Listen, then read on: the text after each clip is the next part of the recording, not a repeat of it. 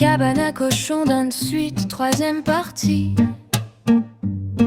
Dans la cabane aux pistons fatigués, on a vu trop d'êtres devenir des chiffres, trop de vies pressées, empilées, sous prétexte de faire tourner la machine plus vite.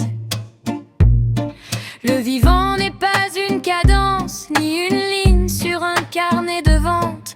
Quand le nombre dépasse la présence, c'est toujours l'animal qui encaisse la pente. Dans la cabane, on dit stop à l'excès, stop aux portées. Faites pour remplir, qualité avant quantité, éthique avant rentabilité. Sans fléchir dans la cabane, on élève autrement le vivant d'abord.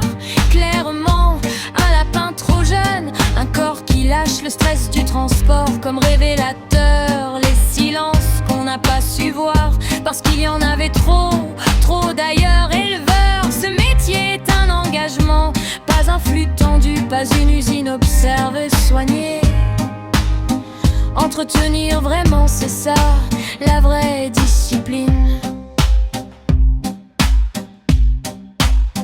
Dans la cabane, on refuse l'aveuglement, les cages pleines et les consciences vides.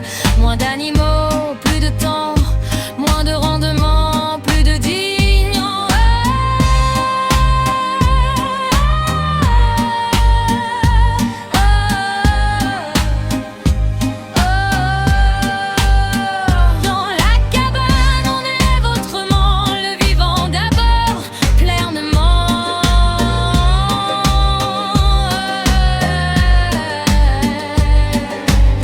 Ralentit la machine, écoute la vapeur. Quand ça déborde, ce n'est jamais bon signe. L'éthique n'est pas un frein au moteur, c'est ce qui l'empêche de broyer le vivant. Et au milieu du bruit, une réponse juste.